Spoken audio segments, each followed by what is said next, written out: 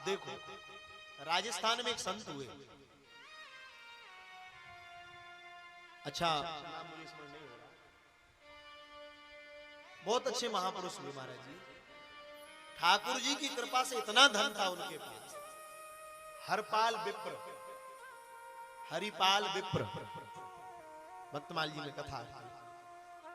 महाराज जी उनका नियम था प्रतिदिन 1000 साधु को 100 साधुओं को भोजन कराते थे।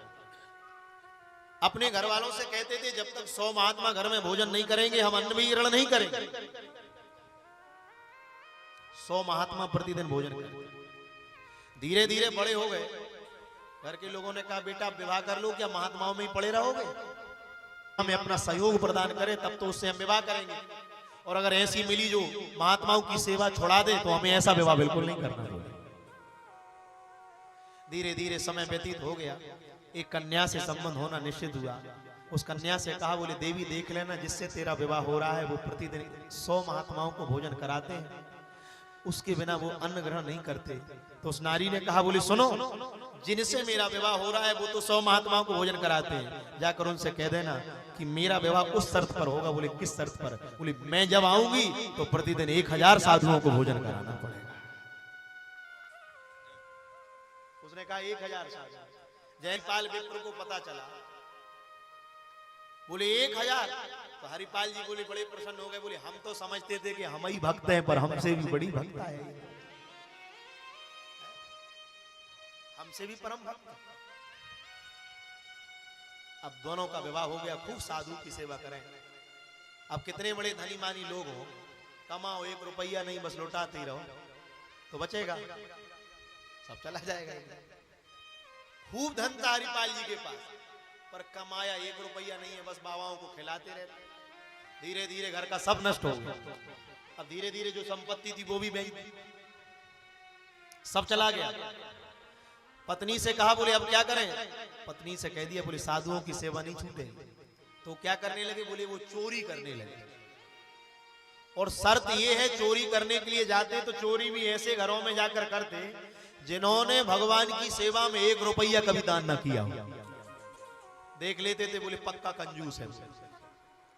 हमारे यहाँ कहते हैं बहुत कंजूस का नाम नहीं, माता पिता को बड़े बेटे का नाम नहीं लेना चाहिए, पत्नी को पति का और पति को पत्नी का भी नाम नहीं लेना चाहिए, अपने गुरुदेव का नाम नहीं लेना चाहिए। कोई पूछ ले आपके गुरुदेव कौन है तो ये मत कहो कि अमुक अमुक, आपने तुरंत कह दिया अमुक अमुक हमारे गुरुजी हैं। नहीं, हमारे महाराज जी कहते हैं कोई पूछ ले आपके गुरुदेव कौन है तो ये कहो अनंतः श्री संपन्न श्रीमद जगत गुरु द्वाराचार्य श्री मलूक पीठाधीश्वर सरकार पूज्यपाद प्रातस्मरणीय संसार उन्हें अमुक नाम से जानता है। सीधा ये नहीं गुरुजी का जो नाम है कह दिया ऐसे अमुक गुरुजी, नहीं, शिष्य को गुरु का नाम नहीं लेना चाहिए। तो बहुत कंजूस का नाम नहीं लेना चाहिए। तब बड़े कंजूस प्रवृत्ति के आदमी, ऐसी उनकी वृत्ति। तो एक दिन वो चोरी करने के लिए जब गए तो उन्हें पता तो ये था कि इसने 1 पंजी दान में नहीं दी, पर वो उस घर में जैसी चोरी करने के लिए गए तो बर्तनों के बजने की आवाज आई, और जैसी बर्तनों के बजने की आवाज आई तो बेटी जाग गई, और जैसी बेटी जाग गई तो तुरंत बेटी ने देख लिया, पिताजी से कहा बोले कोई चोर है। तो पिताजी ने उसी समय बेटी का मुंह दबा दिया, और बेटी का मुंह दबाकर कहते हैं बोले बेटी ये चोर नहीं है, ये भगवान के अनंत भक्त हैं। आज हम पर श्री ठाकुर जी ने कृपा करी जो हमारे घर की अन्न लेने के लिए आए। हरिपाल मित्र ने दोनों की बात सुन ली कि ये भक्त है। अरे हरिपाल ने कहा बोले राम राम, ये तो कंजूस है ही नहीं, सब छोड़कर चल। बोले इसके यहाँ का कुछ नहीं ले जाएंगे। अब सुबह हो गई, सुबह जैसी हुई आज घर में कुछ नहीं है, महात्माओं को भोजन कराना है, महात्माओं की जमात चली आ रही कीर्तन करते करते। जैसे ही जमात की जमात कीर्तन करते चली आ रही, क्या करें? पत्नी से कहा बोली चिंता मत करो, तुम जब तक महात्माओं को कीर्तन कराओ, आज हम बीहड़ में जा रहे हैं और देखते हैं, आज तक तो रात में चोरी करते थे, अब आज के बाद दिन में करेंगे। वो जैसे ही गए ऊपर कपड़ा बांधकर हाथ में डंडा लेकर राजस्थान के बीहड़ में जाकर डंडे को थोड़ी से लगाया और ऐसे खड़े हो गए। विचार कर रहे क्या करूं, कोई आ जाए इस मार्ग में उसको लूट ले। तो हमारे द्वारकाधीश प्रभु देख रहे, ठाकुर श्री द्वारिकानाथ द्वारकाधीश जी देख रहे, और द्वारिकाधीश प्रभु नीचे से लेकर ऊपर तक पूरे अंग में सोने के आभूषण लगा लिए, स्वर्ण के आभूषण लगाकर जाने लगे। रुक्मणी जी ने पूछा कहां जा रहे हो? तो भगवान तुरंत कहते बोले हम जब भी कहीं जाते हैं तुम हमें पहले टोक देते, कहां जा रहे हैं? तो भगवान तुरंत कहते बोले कहां जा रहे हैं? बोले लुटने जा रहे हैं, लुटने। कहां जा रहे हैं? लुटने जा रहे हैं। तो रुक्मणी जी ने कहा जब तुम लुटने जा रहे हो तो हम पीछे कैसे रह जाएं, हम भी लुटने चलेंगे। तो ठाकुर जी मुस्कुराकर कहते बोले तुम भी चलोगी लुटने? हाँ बोले चलेंगे।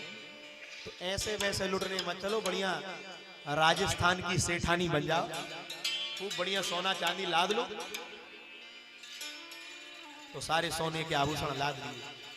जिस मार्ग में हरिपाल विप्र डाका डालने के लिए खड़े थे लूटने के लिए, सारी सेना के साथ भगवान उसी मार्ग से चले जा रहे। और जैसे उसी मार्ग से भगवान पहुंचे तो भगवान हरपाल विप्र से क्या कह रहे? बोले सुनो भैया। बोले क्या? बोले हमने सुना है यहाँ बीहड़ में आज एक हरपाल नाम का डाकू रहता है और वो दिन दहाड़े लूट लेता है। वो उसी से कह रहे भगवान।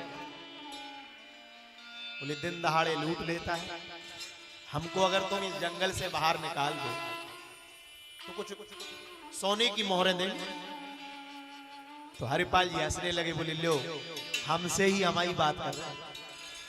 तो हंसकर कहते बोले कोई बात नहीं, सोने की मोहरें दे दो, पार करा देंगे। सोने की मोहरें ली। बोले कहा थोड़ी देर खड़े रहो, पत्नी को दे आऊं। दौड़ कर गए, जाकर पत्नी से कहा बोले देवी लो साधुओं को भोजन करा देना, मैं जिनने ये सोने की मोहरें दी हैं मैं उनको जंगल से पार करा। तो जैसे ही गए, आगे आगे हरपाल विप्र चले जा रहे, पीछे पीछे द्वारिकाधीश रुक्मणी जी चले जा रहे, सारी सेना चली जा रही। और भगवान द्वारिकाधीश दोनों आपस में बात करते जा रहे। रुक्मणी जी भगवान से कह रही, बोले सुनो, बोले थोड़ा बहुत कुछ दान कर दिया करो। तो भगवान कैसा नाटक कर रहे हैं, भगवान के जैसा अभिनय करने वाला संसार में कोई नहीं है। नाटक कर रहे हैं। क्या कह रहे हैं? रुक्मणी जी ने कहा कुछ दान कर दिया करो। कितना भगवान ने दिया, कुछ तो दे दिया करो, साधु ब्राह्मणों को दे दिया करो। तो भगवान आवेश में आकर कहते बोले चुप रहना, बोले हमसे बिल्कुल दान की मत कह देना, हम कुछ नहीं देंगे। तो आगे हरपाल विप्र जा रहे थे, उन्होंने सुन लिया। अरे हरपाल ने कहा बोले जी तो पक्का कंजूस है। सोई हरपाल विप्र ने हाथ में डंडा लिए थे, मस्तक पर कपड़ा बांधे थे, कपड़ा निकालकर सामने पटक दिया और डंडा लेकर उल्टे घूमकर तुरंत कहते बोले सेठ जितना माल खजाना लाद कर आया है सब यहाँ उतार देना, नहीं तो तुझे और तेरी पत्नी को मृत्यु के घाट उतार दूंगा। लक्ष्मी जी देख रही, भगवान ऐसे कप रहे। हरिपाल कह रहे ये मुद्रिकाएं उतारो। भगवान के हाथ पार ऐसे ऐसे कप रहे और एक एक करके मुद्रिकाएं उतार रहे, आभूषण उतार रहे। लक्ष्मी जी मुस्कुरा भी रही, हंस भी रही। बोली जितना आज कप रहे हैं इतना तो नरसिंह अवतार में नहीं कपे जितना आज कप रहे। क्या विचित्र लीला है भगवान। और रुक्मणी जी देख रही, भगवान ने सारा सोना उतार दिया और रुक्मणी जी की ओर देखकर कहते हैं बोले सेठ अपनी सेठानी से कह दे सब उतार दे, मैं नारी का स्पर्श नहीं करता, अपनी अधिष्ठात्री पत्नी के सिवा मैंने कभी किसी नारी का स्पर्श नहीं किया। तत्क्षण कह दे। भगवान रुक्मणी जी से कहते बोले सब उतार। अब रुक्मणी जी भी धीरे धीरे सब उतार रही, पर वो उंगली में एक मुद्रिका थी, वो बहुत अधिक फंस गई, वो निकले ना। पर इतनी बहुमूल्य मुद्रिका कि कितने महात्मा उससे प्रसाद पा गए। अब वो निकालने का प्रयास कर रही पर वो नहीं निकल रही। तो रुक्मणी जी कहती बोले भैया इसको छोड़ दो, सब तो उतार दिया। तो हरिपाल विप्र कहते बोले छोड़ तो देता, पर तेरी उंगली की अंगूठी इतनी सुंदर लग रही है कि कितने महात्माओं का पेट भर जाएगा। तुरंत कहते बोले सेठ तत्क्षण अपनी सेठानी से कह दे मुद्री का उतार दे, नहीं तो काट के अलग कर दूंगा मुद्री की, उंगली अलग कर दूंगा। जो लक्ष्मी जी ने सुना सो आवेश में आ गई, एकदम क्रोध आ गया। जैसे ही क्रोध आया भगवान समझ गए, बोले कहीं अब लक्ष्मी जी रूप में आकर श्राप ना दे दे इस भक्त को।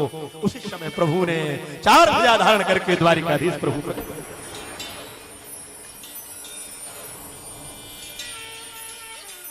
हरिपाल ने जैसे ही प्रभु को देखा, प्रभु आप लुटने आए। भगवान रोने लगे, कहा हरिपाल मैं तो लुटने के लिए तैयार हूं, पर कोई तेरे जैसा भक्त हो जो मुझे लूट तो सके, कोई हो तो तेरे जैसा। लुटने के लिए बैठा हूं और मुझे संसार में कोई लूट नहीं पाया। हम भक्ता अपराधीना, श्रीमद् भागवत का नवम स्कंद। अम्बरीश जी के चरित्र में भगवान कोई लूटने वाला तो ठाकुर जी। कई बार लोग मुझसे कहते महाराज जी ठाकुर जी अब कलयुग में कृपा नहीं करते, आप उनकी कृपा का अनुभव करो। ठाकुर जी हरिपाल से कह रहे, हरिपाल धन्य हो गया मैं तेरी भक्ति से। हरिपाल हाथ जोड़कर कह रहे, जय जय, ये मेरा तप नहीं है, ये मेरी परम पवित्र पतिव्रता धर्म पत्नी की तपस्या है। उसके सत्य संकल्प से आज मुझे आपका दर्शन हो गया। चलो नाथ, वो साधुओं को भोजन करा रही है, मुझे दर्शन देकर चले गए तो वंचित रह जाएगी, चलकर उसको दर्शन दे दो।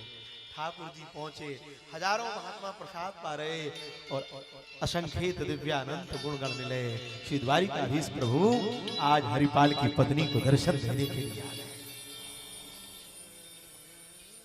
और ठाकुर जी क्या कह रहे, हरिपाल तेरी पत्नी का मैं दर्शन देने नहीं आया, मैं तो तेरी पत्नी का दर्शन करने आया हूं। ये भगवान की करुणा है, ऐसे भक्त भगवान को मान लेते हैं। राम जी के जैसा कोई नहीं है, ठाकुर जी के जैसा कोई नहीं है। वो तो बिकने तैयार है, कोई खरीदने वाला तो बिक जाएंगे। उनके जैसा कोई नगीना नहीं है संसार।